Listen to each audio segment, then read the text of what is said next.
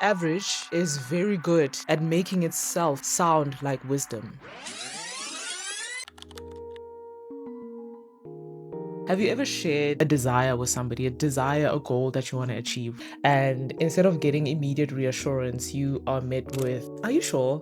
Are you being realistic?" That happened to me, and it was with my mother, because when I was in matric, I wanted to study visual arts. I was also smart, so I also put medicine in there. And I showed that to my mother before submitting it, and she was like, "Remove that. Remove this visual art thing. What is that?" And I was like, "But I love this thing. I have a passion for it. I'm really good at it. I really want to study it." And then I removed it, and then I went on to study medical sciences, which I graduated from. I worked in healthcare for a few years, and then I became a visual artist for like 7, 8 years full time, and then I ended up designing money. But anyway, even within the visual art space, I was met with so many people asking me, "Are you sure? You mean you left healthcare to do visual art? Are you sure?" That look, that hesitation that people give you, especially people that you love, can be one of the most dangerous things that you could ever take seriously. Where that comes from is that the people want you to be safe. The problem is that they want you to be exactly who they've known you to be. And most of the time, what they want you to remain is average. And usually, the people who love you are the enablers of being and remaining average.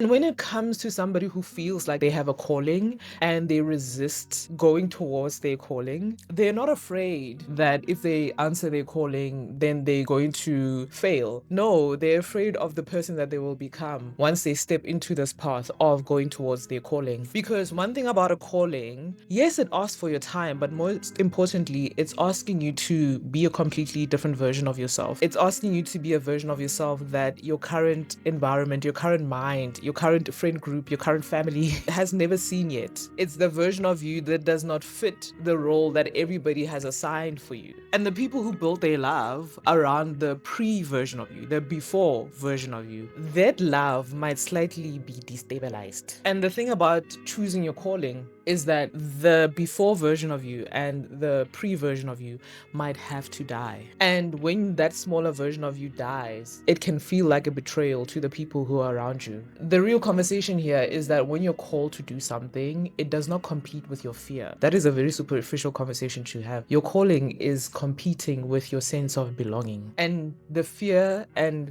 desire to belong is so ancient. It is much deeper than any ambition that you'll ever have. Toni Morrison is an author, and she grew up thinking that being an editor was her calling. And the book that she wrote, which is called Beloved, was published when she was 56. And this is not because she found her calling late. No, it just means that she resisted her calling in her younger years. And the thing about a calling is that the more you resist it, the more pressure it's going to build within you. And at some point, it's just going to feel like an uncontrollable path that you have to take. For some people, they take that path much later in life. For some people, they take it much earlier, and that pressure is gonna force you to wake up earlier. It's gonna force you to wake up at 3. You're gonna look like a maniac going for jogs or whatever it is that your calling is around, and people are not going to understand you, because the pain of resisting the calling is going to feel so much more uncomfortable than being comfortable and not doing anything about it. So the question becomes, how long do you wait until that call becomes undeniable, especially when the pressure of the calling is hot? Your loved ones are going to try to change your mind, to calm down, to slow down, so that you press towards the calling a little bit slower. They won't understand the sense of urgency that you have. They won't understand the immediacy, the importance of this thing that is pressed upon your heart. They will not understand. And that is when the tensions might build. When you resist the calling that you have in your life and you file it in your brain as, "This is not for me, let me go down the path that is more practical, let me go down the path that is more safe," your brain is never going to forget it. And you know, life has a funny way of putting synchronicities along your path to remind you of what it is that you're not doing. And your brain is going to store that unlived version of yourself. It's going to store it as a loss. And what that loss is going to do is that it's going to go from your conscious brain and sink into your unconscious brain. And And then now all of a sudden you are irritated. All of a sudden people are calling you a Karen. All of a sudden you snap. When that unlived expression of yourself goes into your unconscious, it registers as grief, a grief that you have not processed. And when you have that grief and you are not honest with yourself about where that grief comes from, you might assign that grief to the wrong things. Now all of a sudden, every single Sunday before you go to work, you have this deep sadness because you know that, oh my gosh, I have to go to this 9 to 5 and I know I don't want to go. Now, slowly, you're becoming a very bitter person. You're hating celebrities online because they're chasing what they want to do, right? Now you hate influencers or you hate entrepreneurs. There's a bitterness that is brewing in your heart because of your unlived calling. And the bitterness becomes very specific. It is a bitterness targeted towards people who are living something similar to what you buried. And what is sad is that your life can look amazing on the outside, but inside there's this restlessness of never having quite done the thing that I'm meant to do on this earth. And when that happens, it means that your calling that you have pressed down is pressing up, trying to express itself. And as it presses up, it just turns into grief. And the thing that resolves this feeling is not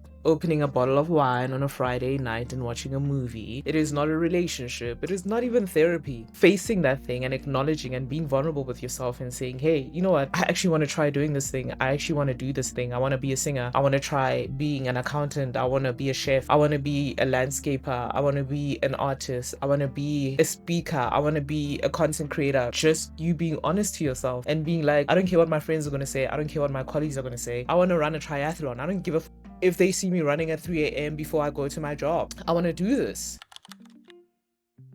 And the conniving thing about the system that we live in, the society that we live in, is that it doesn't want you to fail. Because the thing about failure is that you can learn from it. Failure can actually be, and I've said this in a previous video, failure can be one of the most incredible life lessons that you could ever learn. Because in the school of earth, we are given lessons that are tailor-made and structured to our personality, to our skills, to our life experience. And failure is one of those lessons that are just specially made for us. And if we use it, it can change our lives and it can catapult us to, better levels. But the thing is, in the society, failure, look at the schooling system. Failure is something that is looked down upon because failure is evidence. Failure is something that you can learn from. Failure is something that can inspire you. Failure can be somebody else's permission to try. But this system, this society, the way things are set up, it needs something that is more quiet than failure. It needs you to be average because average does not threaten. Average does not inspire. And average is a thing that is not imposed on you by enemies. It is not a war that you need to fight. It's very friendly and it's administered to you by the people that you love. And they administer it to you through worrying about you, through caring about you, through expressing well-meaning caution, through asking specific questions. Whenever you try and dare to move towards the thing that you want to do, they're always asking, but what if it doesn't work out? That question has ended so many dreams before they even started. Because why don't you ask the other question? What if it does work out? Huh?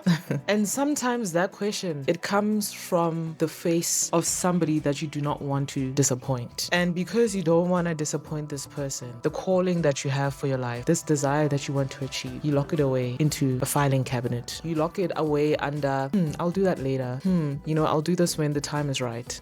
I think I'll do this when things are a little bit more stable. But the thing about time is that she is never right. And the thing about things is that they are never stable. Average is very good at making itself sound like wisdom.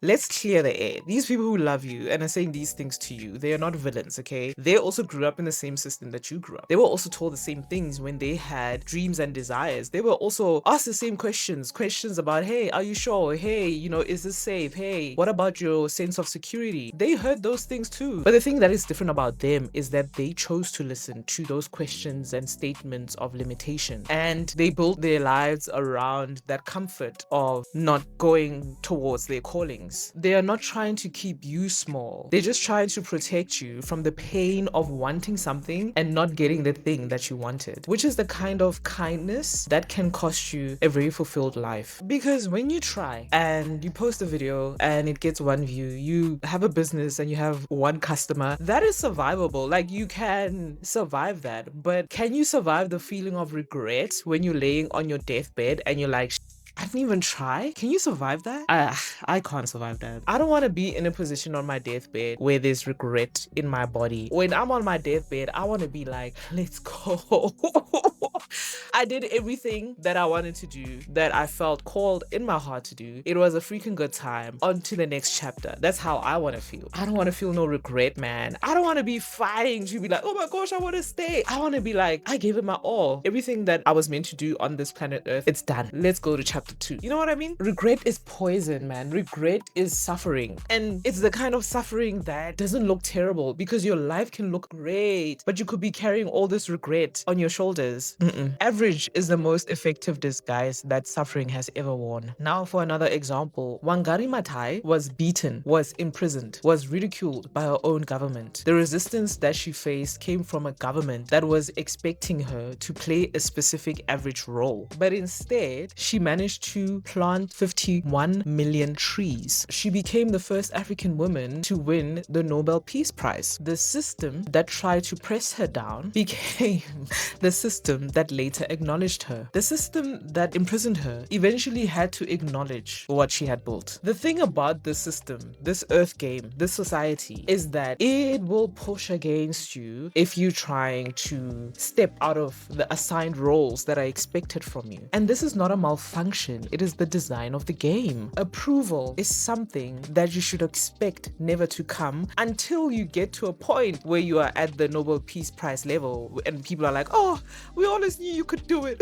But when you're in prison, they're like, yeah, I mean, you know what I'm talking about. When she was in prison, people were calling her crazy. But once she got the Nobel Peace Prize, people were calling her a hero, because what she built became so undeniable. And they will do the same thing for you. They will do the same thing for me. Even when they do that, don't be looking for their approval, because it might never arrive. The approval might finally arrive once you're on stage, once you're on a podium, getting your award. And that can take years. So guys, if you're loving this kind of content, please subscribe. We are building a community of people here that refuse to let their callings turn into grief. This channel is for people who are ready to renegotiate their fear of belonging in order to chase their purpose. If you found this channel, you found a secret weapon, okay? You're part of the few who's got access to information that can empower us to never turn your desire, your purpose, your calling into grief. We alchemize all those feelings so that we can go and make history. So if you like that kind of content, please subscribe, join the few, join the Spartans who are doing incredible things in this world. When you answer the calling, there's something in the brain that psychologists call self-concordance. It means that you're aligning with what you genuinely, honestly value. And in that alignment, serotonin goes up, the happy neurotransmitter, and then cortisol, the stress hormone, goes down. What happens to the brain? Cognitive ability expands, which means that your creativity is expanding, idea generation is expanding. That grief that you are starting to feel from resisting your calling, it starts to live. And this is all happening before your circumstances even change. Your biology is now starting to agree with these steps that you're taking, because now you have become a person who's not divided within themselves. And when you are a person who's not divided within themselves, your biology starts now to support you. The energy that you were using to press down your calling now becomes used to empower all the other wonderful instruments within your body. So following a calling is the most effective path to the neurochemical state that helps you to make your life better. So the person who answers the calling does not only live more fully, they decide better, they perform better, they love better, they build better, because the war that was inside of them is finally over. The conditions are never going to be ready, all right? Being ready is this excuse that resistance gives you so that you can keep delaying until you die. You will never be ready. Being ready is this excuse that resistance gives in order to feel a little bit more responsible, but you will never be ready. The only way to become ready is to take the smallest possible action, because the idea of the big final product is so overwhelming. Like, for example, with this YouTube channel, if I said I want 100k subscribers, that sounds so overwhelming. But the thought of putting up my phone, recording, that's something that I can do. If you are also somebody like me who loves exercising, sometimes waking up at 5 o'clock on a Saturday, it's It's hectic, right?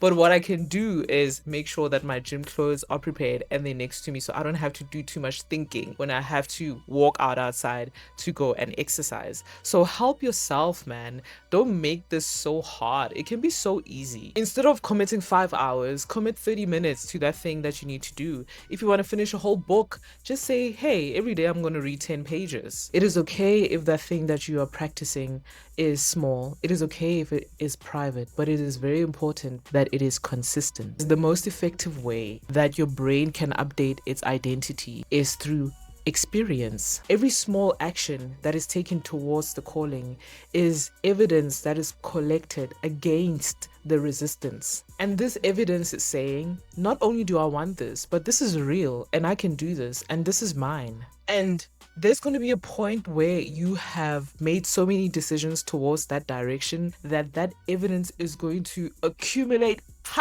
And then your identity all of a sudden has changed. And your calling becomes not this frightening thing that you have to do one day. It's just something that you simply do. It's just something that you simply are. So the belonging conversation resolves itself because of all the doing that you're doing. And this does not happen before. It catches you as you are in the motion of the ocean. And the people who love you should just accept that this is who you are becoming. And if they really love you, they should adjust to the version of you that is answering your calling. And the ones who don't, they were just holding you back. They were just liking you when you are in your former state. And are those the kind of people that you want to keep around?